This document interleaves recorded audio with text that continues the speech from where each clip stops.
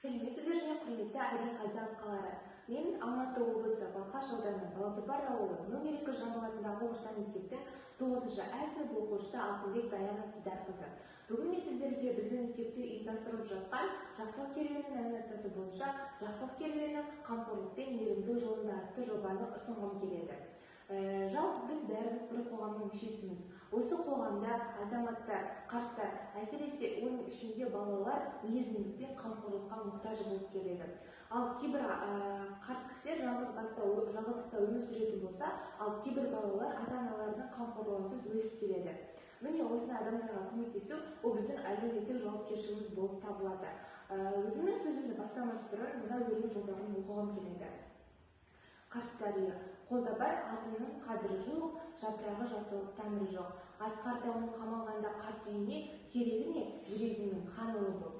Міне осы айта кеткендей, елімізде жалғызбасты өмір сүретін қарт адамдармен кішкентай ата-аналарының қамқорлығынсыз өсіп келе жатқан балалар мүлде жоқ болса екен деп білемін. Сол себепті осы жобамен жұмыс жасағым келген болады. Жалпы жобаның мақсаты ол қарт адамдар мен осы топтағы балаларға әлеуметтік, материалдық және де рухани тұрғыда көмек көрсету болып келеді. Келесі бізде жобаның аудиториясы қарт адамдар, оларға емделушілер, мүгедектер, тағы да басқа жалғызбасты өмір сүретін адамдар жатады. Ал осы топтағы балалар мүгедектер немесе ата-аналарының қамқорлығынсыз қалған балалар болып табылады. Мен жалпы жобаның кезеңін 4 кезеңге бөліп алған болатынмын. Дайындық кезеңі, іс-шаралар кезеңі, насихаттау кезеңі және де нақты талдау кезеңі деп 4 топқа бөліп алған болатынмын. Жалпы осы ең бірінші ол бізде дайындық кезеңі. Біз дайындық кезеңінде арнайы жоспар құрып аламыз, кімге көмектесеміз, қалай көмектесеміз, кімдердің көмегі арқылы көмектесетінімізді шешіп алатын боламыз. Ол үшін мен бұл өте үлкен жоба болғандықтан мен оны өзім жалғыз жасай алмаймын. Сондықтан мен оны мектептегі үлкен сынып оқушыларының көмегімен дөңгелек үстел жасаған болатынбыз. Ол дөңгелек үстеліне біз еріктілер тобын шақырдық. Сол еріктілер тобы арқылы арнайы тізім құрған болатынбыз. Ал сол арнайы тізімдегі заттарды алу үшін бізге ең алдымен ақша керек болатын. Ал ол ақшаны алу үшін біз екінші кезең іс-шаралар ұйымдастырған болатынбыз. Іс-шараларды ұйымдастыру үшін біз мектеп педагогы, әлеуметтік педагогы Мұсаева Күләхан Өмірәліқызымен бірге ақылдасқан болатынбыз. Ол кісімен ақылдаса келе біз мектепте күзгі жәрмеңкелер, қайырымдылық акцияларын жасаған болатынбыз.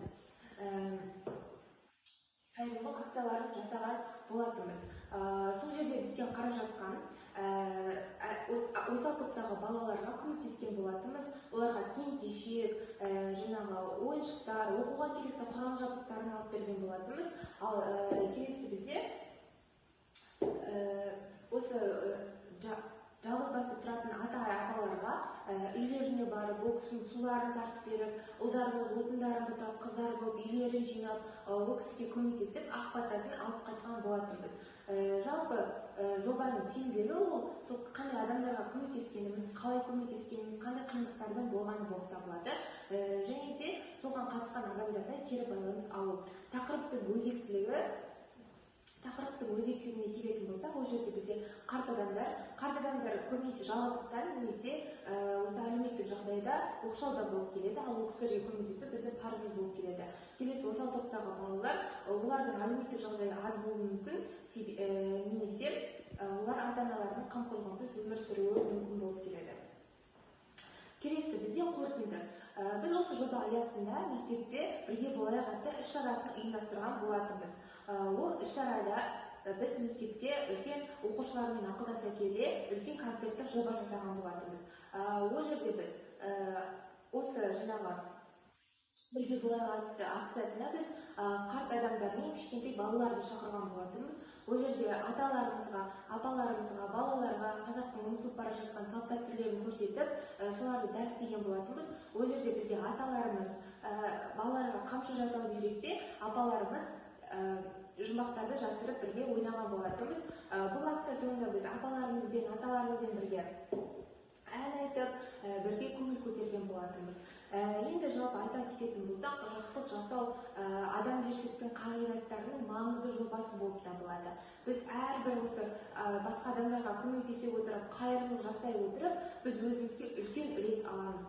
Яғни әр адамға жақсылық жасайтын болсақ, біз түбінде үлкен бір жетістікке жетеміз. Қорытынды сөзбен айта кететін болсақ, жақсылық жасау, жақсылық ол сенің жүрегіңдегі шырақ. Сен оны өшіріп алма, оны басқалармен бөлісіп ал. Назарларыңызға рахмет. Сау саламатта болыңыздар.